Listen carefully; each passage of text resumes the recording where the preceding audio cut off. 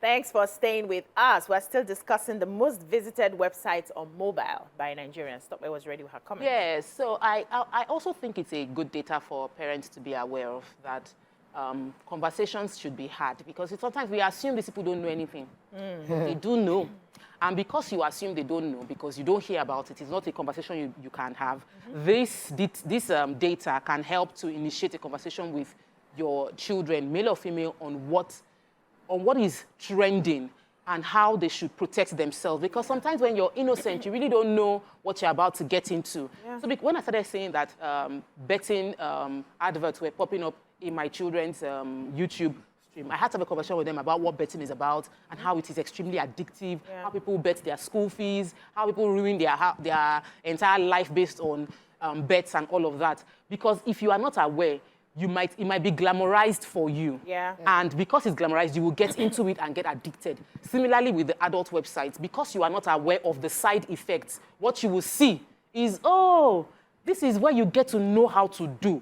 And everybody, if you now become like the real guy, because anybody you meet, they'll know that you are you are like good in this thing. So the person goes there thinking, I'll be educated, not knowing that I'm going to get addicted into this life that does not favor me in any way. And sadly, so many of those young people, inspiring, motivational speakers online always say, they keep putting it, they say, stop porn for 1 month and see what your life will be like. Yeah. And I'm wondering, why do they keep saying it all the time? Because obviously, number two, people are actually, after going to Google, they are going to adult websites. So that means if you stop this thing for 1 month, you will see what you like. Because that means you're spending so much of your time, you're not sleeping. Yeah. Sometimes it's only during the night they're able to watch this thing. So they will not sleep during the night. So they're not studying during the day. So they're not balanced. Oh, God, that's addiction. So let's take Obi from K2. Good morning, Obi. Good morning, Doctor. Good morning, Miriam, and the other lady. Good morning. I want to make a contribution. There's one adage we always say: waiting, you know, one chop, you know, go smell out. Yes. Okay. Addiction is real. I want to take a cue from what Soccer just said. I have a practical experience of one of my friends who teaches in one of the big schools in Lagos. And there are two kids. One is 9, one is 7. The parents, they travel abroad and leave gadgets with them, debit cards, and all of that. They have access to the internet. Do you know the 9-year-old was addicted to porn and the parents didn't know? Oh. Every night he watches porn, introduced the younger brother who was 7 to it. And the younger brother got to class. I was looking at the teacher who happens to be my friend in that light. So because the teacher was very, very observant, thank God she's not a pedophile. She had to ask, what is wrong with you? And the child said, my brother and I used to watch blah, blah, blah, blah. They had to call the parents. If they don't come back from America, they will sue them to court. So I think the advent of smartphones these days has been really misused. A lot of things are happening that even older men who are married, without porn, they can't have sex. Yeah. It's really bad. Then going for betting. Well, for betting, I mean, it's something that is happening across the world. But it's just that Nigeria is poverty-stricken now and everybody's looking for quick money. You know, Nigeria is poverty-stricken and everybody's looking for quick money. So that's why you find you seeing it as another option for your home. That's the betting. Okay. So it's really sad. Thank you. Yeah, thank you so much. That's one scary story. Yes, very scary. That's one scary story, especially on the angle of the children getting addicted to something, access to something they're not supposed to see at a very early age. Growing up, I had a particular friend who would come to school, and this one, then we didn't have all of these things online. It was just magazines. And then I think a particular day she was able to observe her parents from start to finish. Wow. And I know how that affected her for a very long time. She kept repeating the story every day and demonstrating till a teacher got involved. She'll be demonstrating in class, what she saw. And from that age, I knew that there are some things by the grace of God I will do my best to protect my children from seeing till they get to a certain age. You know how you discuss, have you ever been in the room and your son walks in on you and your daughter walks in? I said, since I've started this thing, nobody has ever walked in on me because I am very alert. I lock everything that needs to be locked. You don't get how it carry me sote and no sabi lock door. I must lock door, lock window, lock. You will close all the things. And I also regulate the tone of my voice depending on the environment. So if I am home, you can never catch me doing ringtone that is higher than, you won't even hear ringtone. I know what I'm doing. They can get to a certain age where everybody has left my house and stuff, and they come once in a while and all of that. That I don't care. Auntie, go to your house. You, brother, go to your house, you know. And I can let loose. I don't let loose now. I'm holding it. Well, that's why it's very important. Yes, it's important. You can plan but one bedroom. If you're in a one bedroom, you can plan it. Just things. Because there are some stories I've heard of people who said because they grew up in that sort of environment where they had to share, and their parents would maybe just put like a piece of cloth. So they sort of knew all those things. You know, and whether we like it or not, there's a large population of Nigerians that live that live around that. So are they the ones also that are growing up into? I'm not saying they're the only type of people, but you know, part of the demographic that are also consuming these things early. I've heard basketball when I was in university. Maybe it was a joke. It was one of his jokes that he made where according to the joke, maybe it's not his real story, but that the parents would and they could hear what was happening. And I remember them thinking, so what do you do? Like, how do you get out of it? I thought it had to be the most disgusting thing a child would have to experience. But so then what happens? Does this mean that this child somehow gets the right information and does better? Or does that now send that child on a path to destruction where they're engaging in activities they should not be engaging in too early? So those are the things that I guess this data will show us, and then we now have to see in schools, in coaching and things like that, how we can help people. By not sending them to... How we can help people just get the trauma of having... help. Yes. So that's the thing about poverty. It's not just a lack of money. There's so many things that can happen because you have had to live in circumstances like that. In certain ways. Yeah. And I wanted to ask, because I've realized that... some of us are strong-willed enough to touch some things and walk away. Yes. But I know that a lot of people do not have that way. And that's why sometimes people just avoid certain things because they know how they get. They know that if I get involved in something like this, I may not be able to pull myself back when I need to, right? And that's why I don't make like a blanket solution for everybody. So I've had a couple of people that I've coached sexually. They came to me and said they wanted me to coach them on sex. And we started couples. And we started, and it never even occurred to me to send them to those sites. Yes, because I felt like it wasn't needed. I could just help them to understand how their body works by paying attention to themselves. And I know that the best sex organ is the mind. When you put your mind to it, your body softens. So I used those mind control methods. So I've never even, it was just now when you mentioned that some sex coaches, and I remember that I've heard some, referring to things I've never, because, lazy coach. No, because the truth is, you may go and tell a wife now or a husband to go there and watch what they want to do and come and practice. And after they finish, he now becomes, he keeps going there. He now likes, he now likes the way the thing did him in the body. And he keeps going back and going back. Now you wanted to solve a problem, you have ended up creating another problem. So, but you asked the question, which I wanted us to throw light on, which is how can you find a safe space for couples to discuss such things without taking them to some of those sites? And I'm asking, is there anything like on safeness when it comes to the other room? No. Because if it's either you are going to be preaching missionary, because if it's not missionary, I heard it's not safe anymore. No, but I want to, before we go into discussing providing help and all of that, there's something you mentioned about some children not being exposed to things before the right age. And statistically, there was a research done, scientifically proven, that when people get introduced to alcohol before they are 13, before they are 10. Become addicted to, they have alcoholism. It becomes easy for them to get addicted because at those stage of their life, they're more... Your brain is developing.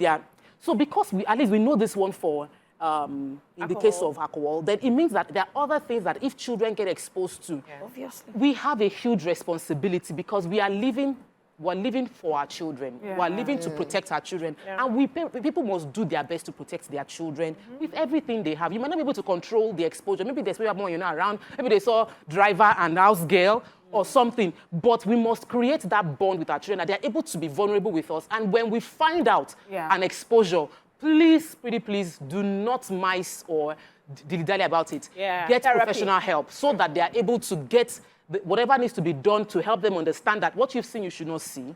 And now that you have seen it, you understand more than what you should understand. And this is how to put it in perspective. If they need to do hypnosis to make them forget, let them do it so that they are able to get their minds clean again. It's not screaming at them, it's not shouting at them. No, not fear. You have to also bring... So let's take this call from Elasa. Esther. Good morning, Esther. Good morning, ma. Morning. Morning. You're live. Okay, ma. My contribution is... Number one, what about those living in one room, like all these public yards? Because if you see their children, the way they are acting these days is very, very like computer age or something, and they are very smart in some things. And again, like 2 months ago, I work for somebody in Beecee, so they have only one child. I work like a nanny for them. They have only one child. This child is like 7 years old. And because he's only child, they pamper her like you can't even discipline her, or you can't even say, this is not good though. It's not good to do like this, or it's not good to do like that. So the parents will find it offensive, like, why are you talking to their child like this?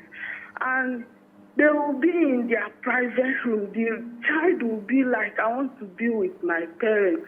Sometimes she will tell you, say, she saw her parents kissing or watching some kind of movie or this and that. So, and the grandma will come. She'll be watching all this African magic, allowing the child to be where she's watching all those things. They will be doing this, they will be doing that. So because I'm the kind of person that don't correct nonsense, I will tell her this is not good. She will now hate me for that. She won't like me for any reason because I don't like all those things she like. So sometimes having one child is like a good for them. I don't know whether you understand we what get I it. mean. Yeah. It's like they won't discipline them in a way they're supposed to do. Okay, the other day the dad wanted to shower. She said, Daddy, I want to stay where you are showering. So the only thing the dad said is that the wife is longer, daughter is longer than wife. I mean the spelling of wife is shorter than the spelling of daughter.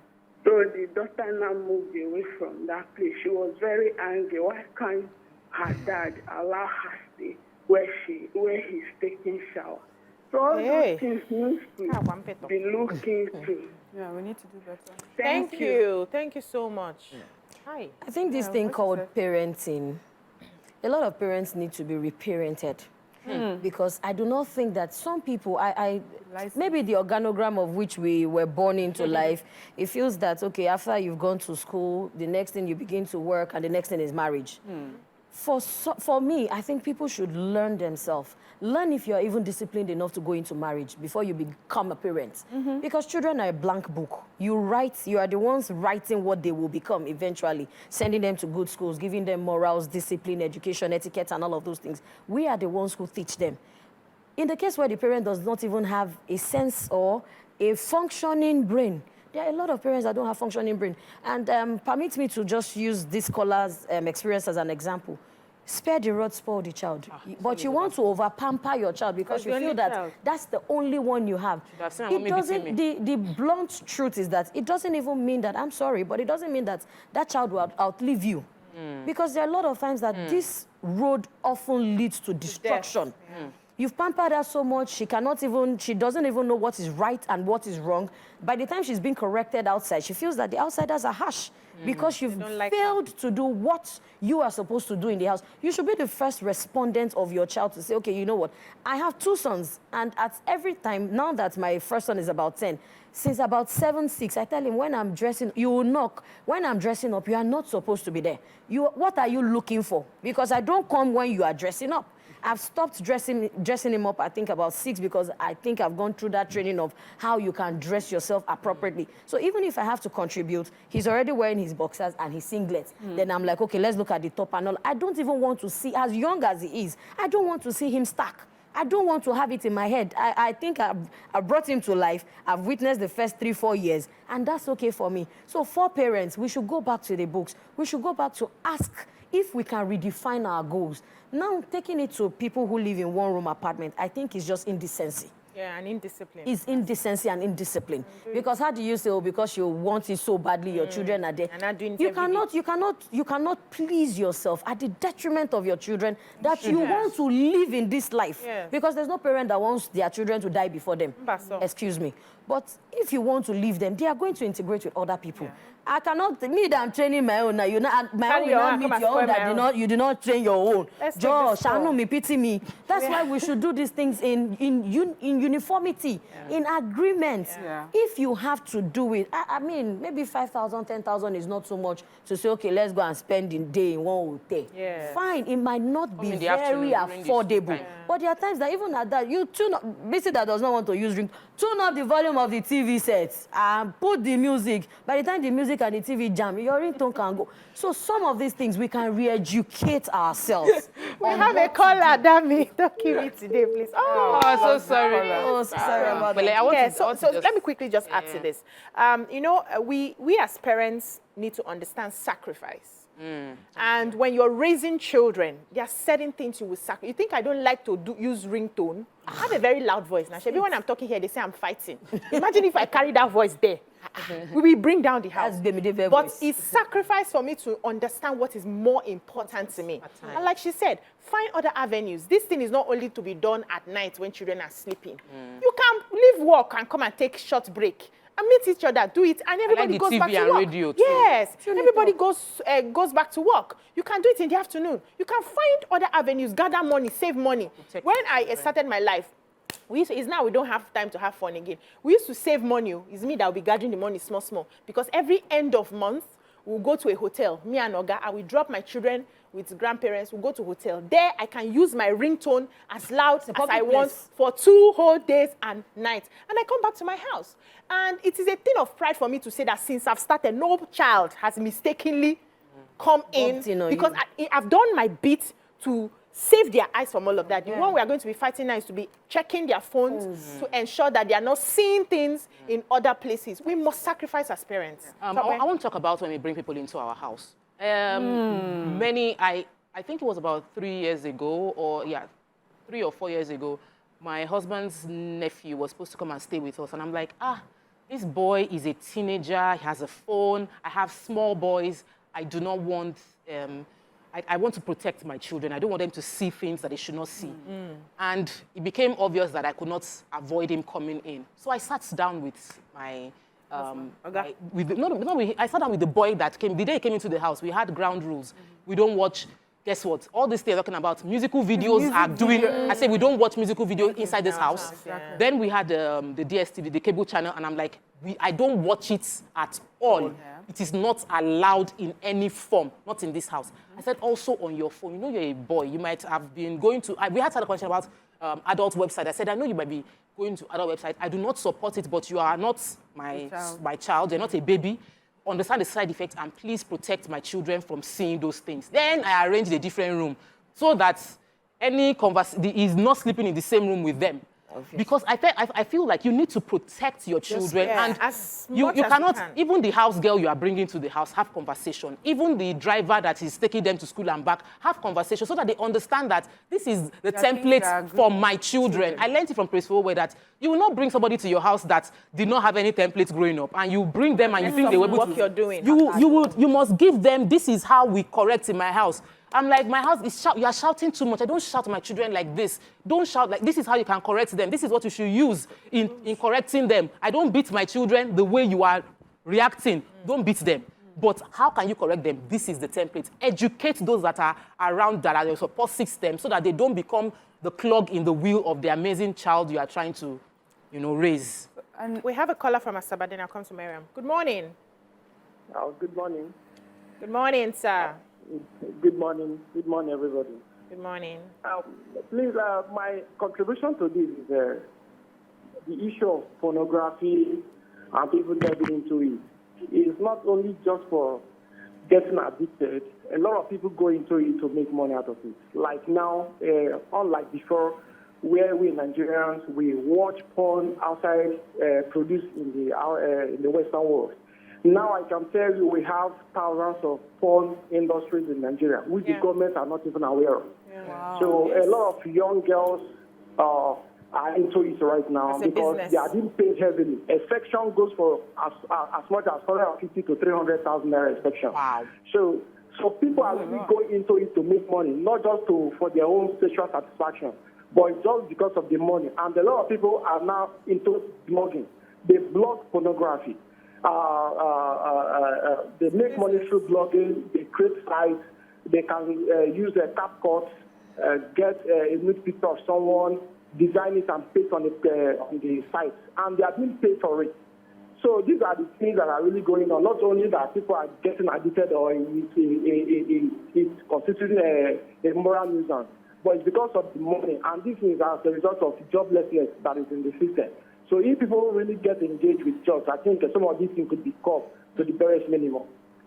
Thank you so much for that contribution. So a lot of people are going to it now for money gains. For money gains, and so that's the production side, not the consumption side that we now have it. Usually, it will be Oyinbo people, bad people that do bad things. Then we consume it, but now we're saying that doing as well, and we need to do a lot more. But I was, listening to both of you. I was just realizing that sometimes,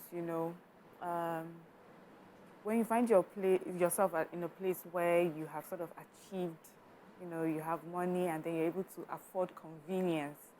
And I see a lot of us making the mistake where we have allowed convenience to affect our parenting. I'll give the child everything they want. They have a laptop, they have this, they have access to internet because I need time to be somewhere. I have a nanny, I have this person with you.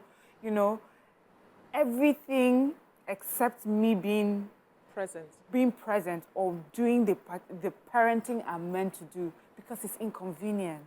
Oh, they need to wash plates, but I just cannot deal with the inconvenience of making sure that they do it right and everything. And I have someone that's taking care of it, And we have done it for smaller things that we can get away with.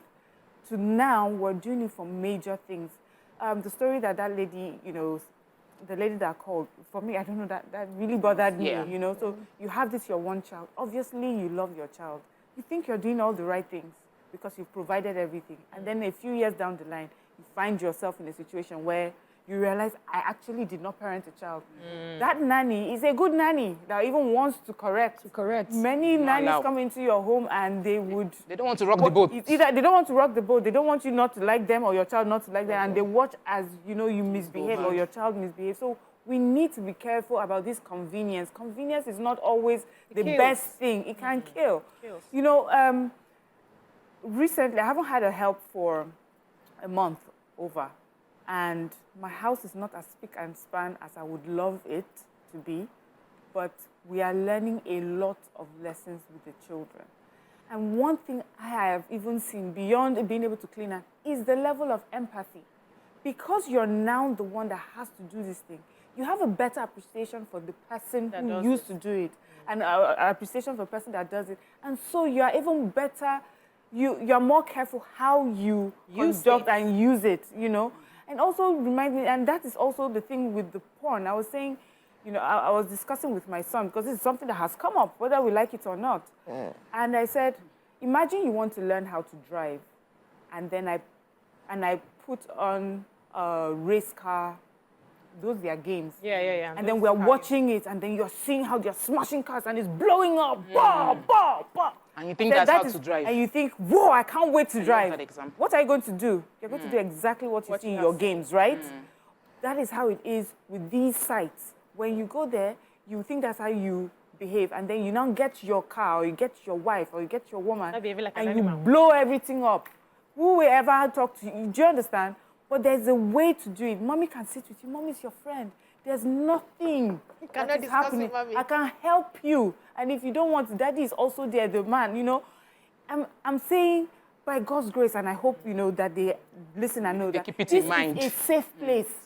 No more, there's nothing you cannot discuss with me. I will go down there with you. There's nothing anyone outside can tell you. Tell them my mommy has already told me, and she has not told me, I'll go and ask her to confirm, because I don't know if it's right. So that parent, as inconvenient as it may be, you have to let us do it. It's important. Because your hard work should not go and spoil in the future, I beg. Amen. We have a caller, Okeze from Abuja. Good morning. Good morning, my sister. Okay, how are you? We're fine. We're fine. How are you doing, and how's everybody? Everybody's fine. Okay, I always enjoy your vocal. Thank you. All of you all the time. Thank you. See, this thing I discussed, you know, why the world has spoiled today is not privacy and security. During our days, when our fathers and our mothers, when they born us, we were born in a mother house in one room. And we were intelligent and we were careful. Today, privacy now has made children, you are sending your children to boarding school, you don't know what they are doing there. You are sending children to a private place, they are security. They know, but they won't tell you. But when they know in the house, they know what they go on. They know this mama and papa thing as they go. They are already matured in the house before they go out. So anything they are seeing outside, they will not look at it as anything, because they are already been experienced in the house. It's one thought now. You understand? Yeah, they open up to my son. They open up to people in my house, because they know. They know. If you hide it, they know outside. Yeah, they know. Yeah. So it's better they know from my house than outside. It's better. Thank you, Okeze. And I also share that opinion where I don't want my children to be afraid to have certain conversations with me. And that's why I bring myself down to a level where I can listen to their nonsense. Let them be used to telling me how their day went, who annoyed them. There was a time we were using a journal to write how they felt every day when they came back from school and before they go to bed on that day. And I'll go through the journal later and just see where their minds are, you know. But consistency, I didn't continue with it, but I guess I'm going to do that again. And then we have conversations. So they would tell me, in fact, the other day I was asking my 9-year-old, do you have a crush? And she smiled. She said, no, Mommy. I said, tell me now. You know I'm your best friend. Do you have a crush? Is there anybody you're liking in your school? And she now kept quiet. I said, tell me now. And she mentioned one name. I said, but I don't like him anymore. That was last session. So what happened that you don't like him? I said, he's just not a nice person, and I'm not crushing on him anymore. I said, have you found a new crush? She said, no, I've not found. I intentionally ask those questions so that it's not heavy in her mouth, yes, anytime she wants to discuss, yes. And I also remember the very first time, I think my daughter was 10, the very first time a boy told her, you're fine and I love you. And she said, thank you. And the boy was upset. And then she came home to tell me that the boy said, I'm fine and I love you. And I said, thank you. And the boy was saying, why didn't I say it back? And I said, but Mommy and Daddy tells me this every time. So why am I saying it back to you? I don't love you. You're the one that is loving me. And I said, thank you. You know? And it was, I felt good that she was able to give me that conversation. So we started having conversations. When she got to 14 at the time, she was interested in having a boyfriend in school. And she told me. And I said, let me process. I'll come back to you. So by the time I came back to her, I'm like, so the plan I have for you is that you carry yourself well. You're a very busy person. You're a prefect, you're this, you're that, you're handling this, organization in school and all of that. She actually won like 3 scholarships recently for a US school from a program they did in their school. And you're a high flyer, you know, you are also a star girl, you sing and all of that. And I would like you to sustain that so that every boy in that place will be looking at you like, this co-sister is hard to get. This co-sister, everybody wants a taste of co-sister, but you will hold it like, no, this is not why I'm here. I painted it so well. My heart was shaking, but the confidence, I painted it and all of that. And then she went back and told the boy that she was not doing. Because she has not got a boyfriend till late. She puts herself like, I'm too much for, I am too big for, I like that. Yes. When you finish secondary school. At least let's kill this one. So the idea is have this conversation. Yeah. We grew up not having, not having a conversation. We're so afraid. All the bad things I learned from outside. Yes. Some from the house, but outside basically because I couldn't talk to anyone. I started speaking up when I now had one very understanding stepmother who we were having conversations with, but then I was already an adult. Away. You were already away. But one thing that comes to my mind every time is that why do we have children? What is the essence of having children? Is it just... Let me pause you so I can get your full thoughts. We have Precious from Abulegba. Okay, good morning, ma. Good morning. Welcome to the show. Welcome to the show. Thank you, ma. Please, I have something to say concerning this topic because I love following it every morning. Now, I have a friend that was trained, like the parents gave her everything, and she grew up with that understanding that she doesn't lack anything. But later on, I found that she was very close to me. I found out that those lifestyle that her parents was preventing her from behaving or from getting, that is what she's doing. Now, in such situation, are we going to blame the parents for it? Are we blaming the society? Because at the time, she got pregnant and gave birth. And this is something that a parent will not like for a child to do. But, you know, that time the parent was now like blaming me being very close to her, and I did not give them any information and all that, which I am not in the right place to be giving them such information. So my question is, in such manner, who are we to blame now? Are we blaming the child for the mistake she has done? Are we blaming the parents or the society at large? Thank you so much, ma'am. God bless. Well, I think everybody in this one has a blame. Like what I was saying earlier, like, why do we have children? What is the essence of having children? Are you sacrificial enough to say, at this point of my life, for 10 years, for 15 years, we've seen women do it, step back from the front seat and take care of their home, take care of their children. Because as I said, children are a blank book. You are the ones writing on them. And the moment your handwriting is jaga-jaga, you can almost tell that the outcome of what you are reading to is going to be jaga-jaga. Sometimes, I would say charity begins from home. The parent is the first respondent for anything or anyhow the child turns out. I remember that I have a close, how do I put it now? In my home, my sister got pregnant early, and my dad was very furious with my mom, and he felt that I put you in charge, you're a full housewife because I put you in charge to monitor these children. And at the end of the day, he still said it to me, I think some few weeks back, you let me down. So it was a pain that he didn't forgive my mom early because I think she had the child at 18. For me, we didn't used to have that kind of conversation. Even our parents were scared that, are you sure they know, or I'm the one that will now introduce them to it? That's the fear. So that's the fear, and that's a boundary. And I think that at the other side of fear is success. If only she was able to break that barrier to say, you know what, come. We grew up, even all through secondary school, we don't wear trousers. My mom used to believe that once you wear trousers, you're starting to shake. No, they will start calling you. They have started to see the figure. But it wasn't that. It was an auntie that traveled and said, why don't your children wear trousers? That it's also a means of protection. That in case anything wants to happen, they can run. They are smart enough when they wear. So my mom started shifting her ideology. Now, it comes back to the fact that if the parents are lagging, there is no way other people will not step in to help you train your child. There is no way other people will not write on that blank book that you have refused to write on.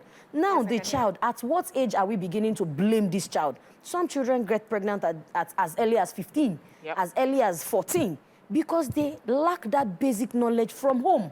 Now, are you going to blame a 14-year-old child who is obviously still a child even under the Constitution. Somebody should take the blame, and that goes back to the parents. The society is the society. Like my dad would say, Baba Gogwa, society no send you. We're still society ourselves. Let's take this call from Beecee. Good morning. Good morning. Good morning, everybody. Good morning, everyone. Good morning. Beecee from Kano. Go ahead. Yes. My first-time caller. Welcome to the show. Thank you very much. I just want to say one or two things. You have been listening to what you've been saying. Well, yes, we're still talking about when you need to fix these things. Now, let's talk about when the damage is already there. For example, for myself, I'll speak for myself. I was exposed to this kind of things growing up. Okay. True story. But now, I've decided, being that the person has seen myself grown to be and the things happening around me, I'm making a decision. I'm married now, I don't have children yet, but I'm preparing myself, knowing how damaging those things were when I was growing up. Now I'm being intentional about how I want to bring up my children. It has to be intentional, okay? Exactly. So, but parents need to be exposed to learning those things. Just like, as you said, just when you're talking about how you want your children to be able to discuss anything with you. I never had that growing up. My mom never knew that a man, for more than 10 years, she never knew that a man opened, a visitor that came to her house, opened his genitals to me. So 10 years later, I got to tell her because that relationship wasn't there. Now I'm better, I'm wiser. Yes, it has already been done, but I'm better, I'm more informed, and I want to do better with my children. We need to educate. There are a lot of damaged people out there. There are a lot. That's why this whole thing keeps on spreading and spreading.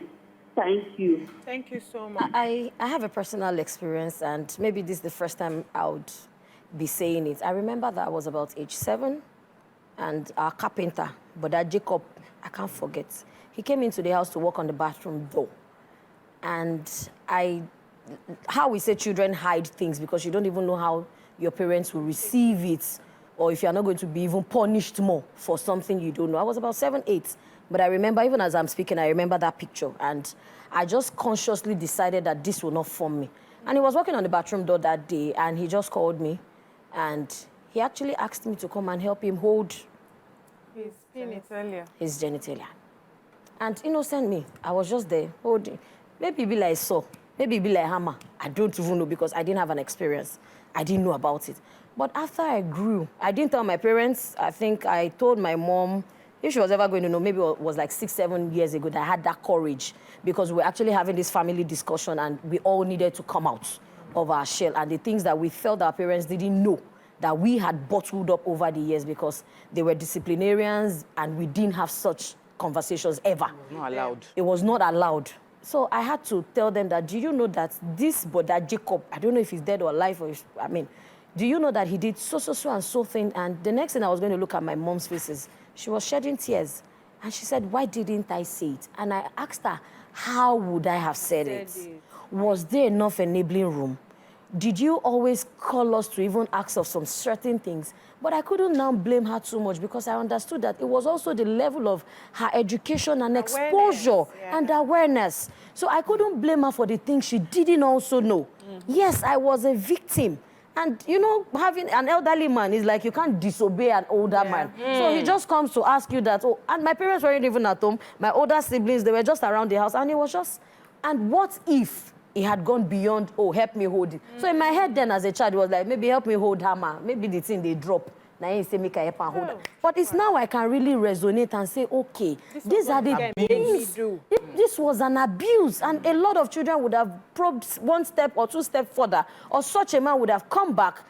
Since she held it, she was not afraid of it. Then if I introduce her, Do you understand it? So a lot of parents should put their eyes on the ground. Having children is not compulsory. No, it's not compulsory. If you are not ready to drop a certain part of you to attend to a certain part of them, please do not. Because at the end of the day, I tell people, I say, when you die, God will not ask you for the children that you went to give birth to or the husband that you say you should marry. You will account for your own stewardship. So if you are not ready psychologically, mentally, please avoid having children. Yeah, let's have, we have another caller, Olaito from Akoka. Good morning, Olaito.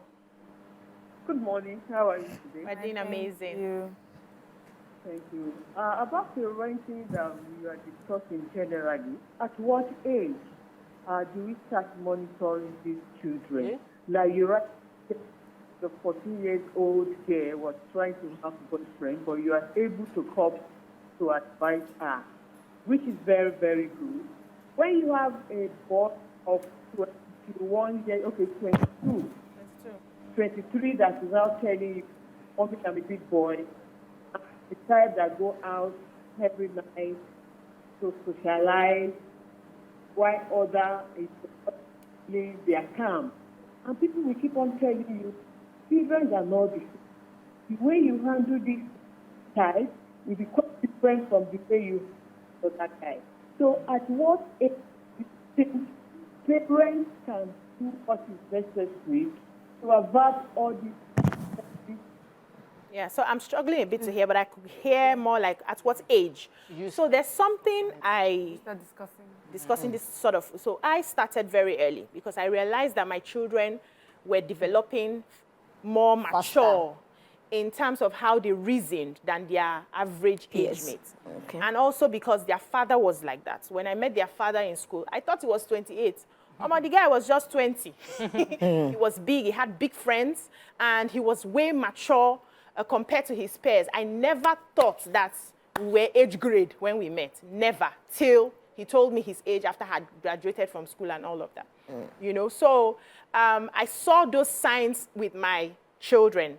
They were, first of all, bigger than most of their age mates in terms of height and body, and also their reasoning process. And at the time, they were always with grandma and grandpa too because of work and all of that. So they picked up some maturity at that. So I knew that I could not wait for everything to be out before I start having conversation. What I did first was to make them my friends. We talk about silly things, we talk about everything, and then gradually I started giving that conversation. Now, I don't have a problem with having a boyfriend, but I have a problem with having a boyfriend when you're still in secondary school. So what I did was to put their priorities before them. There are certain things and certain milestones I need you to cross before you can start considering all of that. Once you cross that, at a certain age, when you get to 16, 17, 18, we have this conversation. I'm not going to say, don't have a boyfriend in my house. No, of course not. But I'm going to know the friend. The boyfriend will come and visit. I allow friends to come now. We host them. They go now. The parents host them and all of that. That's the limitation of the visit. Everybody stays in the sitting room. You gist and all of that. I would allow that. And I'm monitoring as we go. A time will come when she goes to the university. Is it me that will come and be telling her I don't have? No, of course not. But I would have a conversation of responsibility. So no matter how crazy you get, know that you will bear the consequences of every action that comes at the end of the day. If you go carry belle, you go born am. I go help you. Grandma, they sweet me. I go carry the pikin, but you go born am. We know they come out. You go born am. So ask yourself, am I ready to commit to it? Yes, to commit to this kind of thing. And once I just put those conversations on the table, every child that is sensible already knows how they want their life to be. They will not want to make certain mistakes, you know. Nobody did this for me growing up. I had to do it by myself because I knew where I was coming from. I saw some things I did not want to happen to me. So I paid attention to the things I did not want because I did not want a certain kind of life. I always told myself, with the kind of father I had, if I had gotten pregnant, I'm not going back to school. And school was important to me. So I made sure that I was sensible as I was going for all of my waka. There's an adage they always say in my place. Pikin wey no get mama. Now when the one wey get mama, they collect advice in the hear. So I was that child that would hear other parents talk to their children, and I pick up what I want to take out of that, and that helped me. So, but there's something I wanted us to look at. I've always realized that when we hide so much from children or young adults, it breeds more curiosity. You know, like they say, there's this adage, they say that taboo is attractive. That thing that they say, don't eat. Don't do it. Don't do. Nah, koro love. Yes, na koro love. That one where you they hide.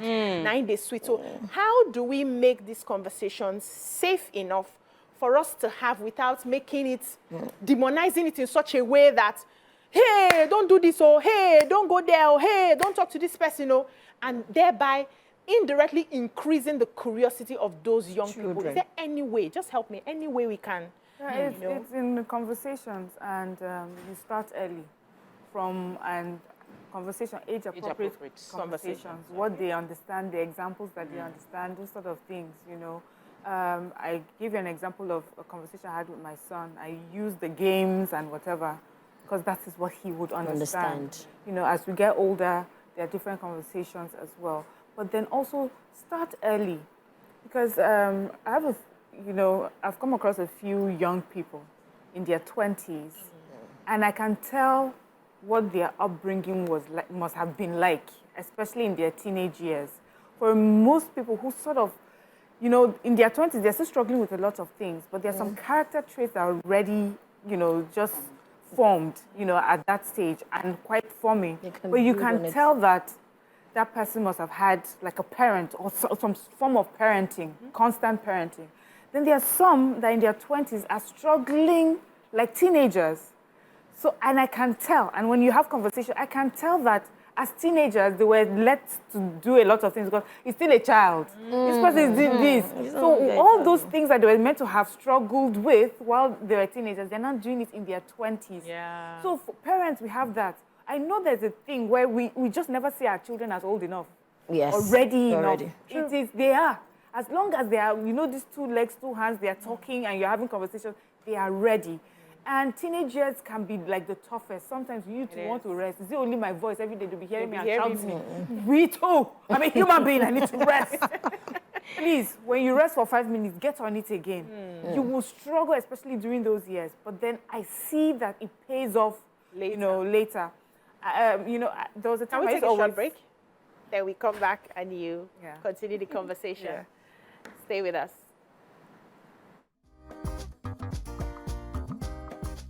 Stay tuned. Your View will be right back.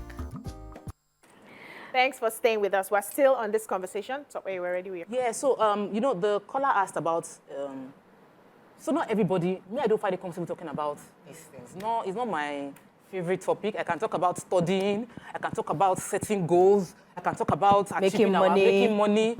But I can talk about business. My children they are like entrepreneurs. They know how to, they've written business proposal already. Several of them. But talking about sex education is my area of strength with the children. So I've realized that I need a little bit of help. I signed them up for programs that I know they will talk about sex education. And I'm aware when they talk about it, so that when they get home, I'll now ask them, what did they tell you? So we will now use that also want to learn. Have the conversation, because I don't find it easy to enter that conversation on its own. Then I also use books. Do you know what I'm thinking? You're a mother of boys. I have boys. They need it. They really need it. No, I'm saying maybe it's easier also to talk to daughters sometimes than to talk to boys. Yeah. So when there's a book, if I say that the book is a sex education, I'll quickly give them. I say, read it. Let's discuss. What do you think about the book? So that helps us to also enter the conversation. Then there are movies. Maybe I watch a movie and I feel like, okay, this one is appropriate, but they talk on, come, let's sit down. We watch it together and we use the movie. So if someone is like me that doesn't find it easy to have the conversation, I just wanted to share a few tools that can help you have those conversations. So you can introduce a book that is on sex education and discuss it with them. Yeah. And then you can also watch a movie or send them for online programs about emotional intelligence that can help you initiate that conversation. And there's no age too small. Yeah. I have seen a 6-year-old that was already on a website that is adult. Yeah. 6-year-old. How did they get there? It was through Discord. They have this Discord, which is a platform, and it was like, it wasn't planned. His senior brother was on Discord. Wow. That one started watching from around like 9. Hey. So it was Discord. They saw a link that they will get a free Robux or something. Like if you click this link, you will get a free Robux, which will allow you to buy some things in the game. They clicked on it. It took them to somewhere else. Where they should not be. And by going there, they started watching curiously. The younger ones started watching. Everybody got into what they should not be watching. And the parents had no idea. It was lesson teacher that found out that there was something that you're at home. You have no idea that this kind of thing is happening. Under your nose. Let's take this caller, Amarachi from Ogba. Good morning, Amarachi. Good morning. I'm first time calling. Welcome to the show. Welcome to the show. Welcome. I like watching you people all the time. Oh, thank you. Yes. So I have a contribution about what you people are saying. Because when I was growing up, my mother taught me not to talk to any man, don't go closer to any man so that you won't get pregnant. Those kind of things. So I was afraid going closer to any man till I now got married. So there is one thing I want to say concerning my daughter. Because the way I used to correct them, then one day my daughter now said that, Mommy, he called the brother. And I said that, Kelvin, I don't like Mommy because the way Mommy is beating me, talking to me, I don't like Mommy. I like Daddy more than Mommy. So I don't hear that one. It's part of life, don't worry. It's part of it. At this stage, you're not so concerned about being just their friend. You have to play both. In fact, the friendship steps should be little, except you want to play. When I hear that, then I know I'm doing You're doing a good job, yes. When you want to play, you can turn on the friendship and then you have that fun and all of that. They will remember that. But most times you would, be the wicked one in the house, and that's okay. For now, they get to a certain age, they understand, and then why you were being mean. So let me also add something. A parent must be a witch. Yes, you must be a witch. You're flying one with the broom. You'll be flying with broom. Nima flies with granite back. You fly with that. You must observe what is happening under your roof. See, for every other person who is in my house, I may not care, but you see my children, my eye follows them.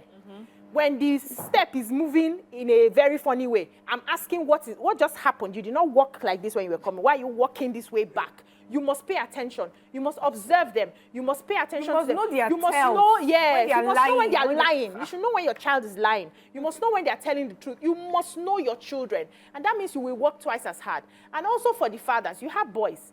You may not be comfortable, yes, with having this conversation. Let their daddy have the conversation with them. Because I realize that when I'm talking to my son about girlfriend issues, he's very closed up. Uptight. he doesn't answer me. He will say, Mommy. Because you are the girl. Yes. So I'm sending the father, please go and talk to your son. Find out what's going on. You cannot just be finding like this. Something's find out what's happening. You get to an age where you are now girls. Yeah. Mommy is now part of the girls that I see. My son is always saying that there's a gender disparity in the house. Happening in the house. It's very important really to have this conversation. My son has gotten to an age where he listens to the men more. Yeah. So I've got my husband, my brother, his big brother on his take case. over. And there's a way that they, interact. there's a way we do it. There's a don't do this or do that. That men we still have that sternness. Yes. But I see that when he's with his dad, it's like they're gisting, like they're talking about something serious that maybe we have finished yelling about, then they'll gist about it and the thing will be done. Like sometimes, because my son is also turning 10, so I started to realize that he grew up amongst ladies. He grew up my sisters. I had so many girls around. So he's this kind of clingy person. So when he comes to my room and he's wanting to hug and give a peck, the first thing I'm telling him is that you need to respect that I'm an opposite gender. As much as I'm your mother, you also need to understand that I'm a woman. You understand? That's where the conversation starts from. Yes. When you are being able to distinguish being a mother and being a woman from your opposite gender child, I think they begin to also understand that, okay, you don't do this to women. You don't touch them inappropriately. Even the fact that we are your own blood in the house, you start that respect with us. Yes. So you understand? So you learn it's consent with us. If she says she doesn't like it, I mean, let her be. Yeah. She doesn't like it. So some of these things really is harsh. I have goosebumps on me because sometimes in my head I'm like, are you not being too pushy? Are you not being too harsh? But now I realize that yes, you need to be the witch, because when you wakes up in the morning, we are seeing the national anthem, everything is rising, and we understand that in brotherhood we stand, and okay, so that there will not be future problem. Yes. I have a neighbor who they attend the same school, and she's female. And there are times that he's like, oh, mommy, I want to go and play. The first thing in my head is that I don't know if my neighbor's child is exposed. I'm not saying she is, but I don't know if. Then she will not probably, you understand, maybe rub off on this one. I say, no, you are not going. Call her to come down in the compound. You to go in the compound. Let people see both of you. Because of stories that touch. It might not be you, and they are trying to just put it on you, and you don't even know how to explain yourself out of that situation. And again, for some women, that's also counterbalance on boys. When men counterbalance on women. What does that mean? Abuse. Okay. For women that abuse boys. Yeah. I think that basically, like I said, parenting is a full-time university course. If you are not ready, don't bother. Don't just try it. There's no time you can't do it when you are fully ready and aware of the responsibility that you are going into by yourself. Outside that, please, let us all be well. Thank you, ladies. Una can't talk. Thank you. We started the conversation with the sites, you know, most frequented sites by Nigerians, and we found some of these sites, and we're wondering why are we going into those sites based off of the things that we're going through in the country. And I like some of the points that you raised, which was if they expand the demographic. So we see, are there young people that are going there? Are there elderly people that are going there and all of that? And also understand who you are as a person. If you have an addictive brain, where anything you do and you enjoy, you have a tendency to overdo. Come back. Don't avoid certain things. Just save yourself from those things. And then we went into parenting and how we should talk to our children, starting very early, exposing them to some conversations. Don't put ourselves so aloof that you're not able to have those conversations. And also monitoring, especially those of us who have given our children gadgets. You must be aware of what is going on. Some kids are so smart these days that they use VPN. They are if you're not technology savvy, you will not be able to follow up on those sort of children. So we must do more. And I like what you said. If you're not ready to have a child, please do not let society put you under pressure and womb watchers watch for you and tell you when you should get married and when you should have a child. It should be a decision that you have to make. I wish we have a school for parenting. Me, I go re-enroll.